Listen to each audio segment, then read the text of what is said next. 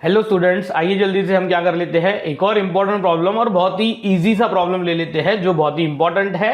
बहुत सारी कंपनी में पूछा हुआ है। जैसे कि मैं आपको बता दूं कि लास्ट क्लास में हमने क्या स्टार्ट किया था बेटा, कैरेक्टर अरेज, यानी कि हमने स्ट्रिंग भी बोल सकते हो आप इसको।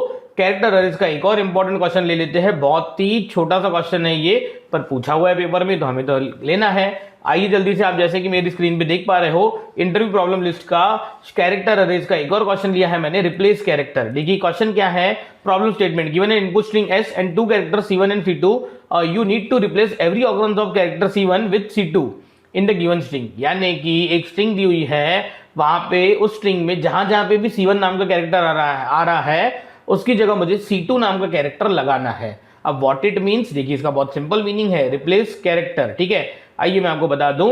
इनपुट फॉर्मेट, पहली लाइन में हमें स्ट्रिंग दी जाएंगी, उसके बाद हमें दो कैरेक्टर्स दिए जाएंगे। ठीक है, अभी दो कैरेक्टर्स का मतलब क्या कि भाई हर जगह c1 जहां जहां पे आ रहा है उसको रिप्लेस कर दो कैसे, c2 से।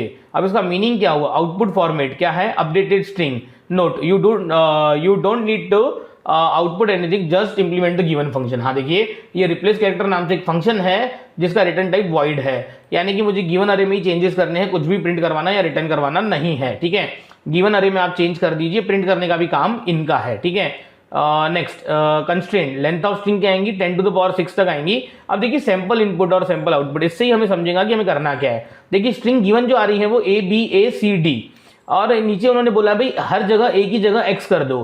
तो मुझे बताइए ये a b a c d में अगर हम एक ही जगह x कर देंगे तो बेटा क्या आउटपुट ऐसा नहीं आना चाहिए, x b x c d। I hope आप समझ गए होंगे, और ये बहुत ही इजी प्रॉब्लम है। आइए मैं जल्दी से आपको क्या कर देता हूँ, उसको डायरेक्ट सॉल्व कर देता हूँ। कोई विषय नहीं है अप्रोच बताने का। अप्रोच तो बेटा सीधी सीधी बात है, जो आप सोच रहे हो वही है कि हम एक बार पूरे अरे को स्कैन करेंगे, जहां जहां पे भी c1 आता है उसकी जगह पे c2 रखते जाएंगे। कैसे, आइए जल्दी से मैं आपको इसको 1 मिनट में सॉल्व कर देता हूं। ठीक है, जल्दी देखिए, for int i equals to कितना 0। ठीक है, i लेस देन, ठीक है, i लेस देन नहीं, एक काम करते हैं, इस स्ट्रिंग का नाम जो ये इनपुट है ना, 1 मिनट रुक जाइए, थोड़ा क्वेश्चन हमें बरोबर दिख नहीं रहा है। हाँ देखिए ये क्वेश्चन ऐसा है। ठीक है, व्हाट इट मीन्स कि हमें ये कैरेक्टर c1 और कैरेक्टर c2 भी दिए हुए हैं। ठीक है, और एक इनपुट नाम का ये अरे आ रहा है, छोड़िए ना इनपुट नाम का, इसको मैं क्या कर देता हूं, s नाम दे देता हूं। भाई ये जो हमारे पास इनपुट कैरेक्टर अरे आ रहा है उसका नाम मैंने इनपुट की जगह s कर दिया।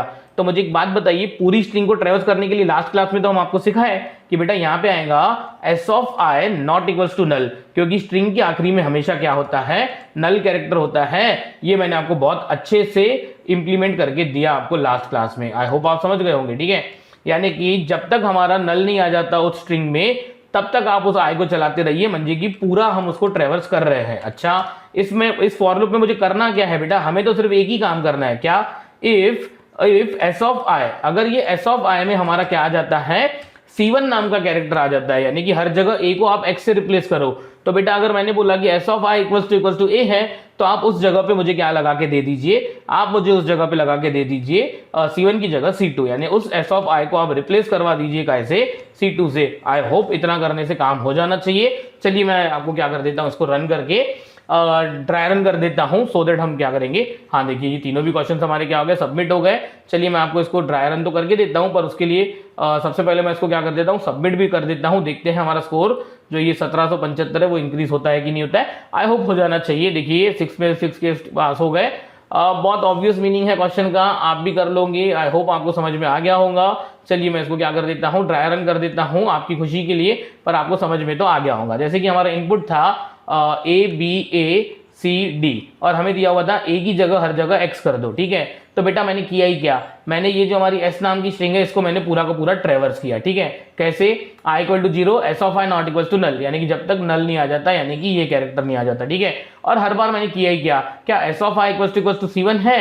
अब देखिए मैंने क्या किया, ये a, मुझे बताइए क्या ये a ये पहला कैरेक्टर क्या a है, हाँ, तो उसकी जगह पे आप क्या कीजिए, s of i equal to c2, तो इसकी जगह x रख दीजिए। ठीक है, मैं फिर से i को इंक्रीमेंट किया, मुझे बताइए क्या ये a है, नहीं, आगे गए, क्या ये a है, हाँ, तो ये b को हमने कुछ छेड़छाड़ नहीं की, ये a है, हाँ, इसको x कर दो। फिर मैंने i को आगे लिया, क्या ये c है, अभी क्या ये a है क्या, नहीं, छोड़ दीजिए उसको एज इट इज। i आगे गया, i में क्या आया d, अरे भाई क्या ये a है क्या, नहीं, रहने दीजिए इसको ऐसे ही। और हम कहाँ पहुंच गए, आए नल पे। जैसे ही नल पे पहुंच गए हम इस फॉर लूप से क्या हो गए, बाहर आ गए। और देखिए हर ऑकरेंस a का x से रिप्लेस हो गया है।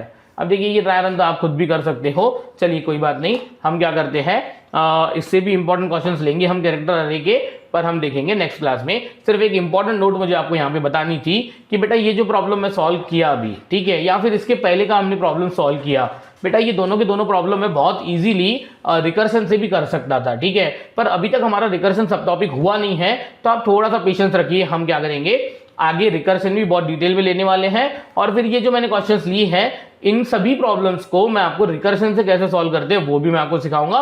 फिलहाल हम इटरेटिव प्रोसीजर्स सबकी सीख लेते हैं। देखिए दो अप्रोच होते हैं, एक रिकर्सिव अप्रोच होता है और एक इटरेटिव। इटरेटिव यानी कि आप फॉर लूप वाइल लूप लगा के जो अप्रोच फॉलो कर रहे हो उसको बोलते हैं इटरेटिव अप्रोच। और अगर आप क्या कर रहे हो इटरेटिव अप्रोच यानी कि फॉर लूप वाइल लूप न लगा के रिकर्शन से करते हो तो उसको बोलते हैं रिकर्सिव अप्रोच, ठीक है। चलिए कोई बात नहीं, रिकर्सिव अप्रोच हम आगे क्लासेस में सीखेंगे। फिलहाल तो मैं इस क्लास को यहीं टर्मिनेट कर देता हूं, बाकी हम देखेंगे नेक्स्ट क्लास में। आप प्रैक्टिस करते रहिए।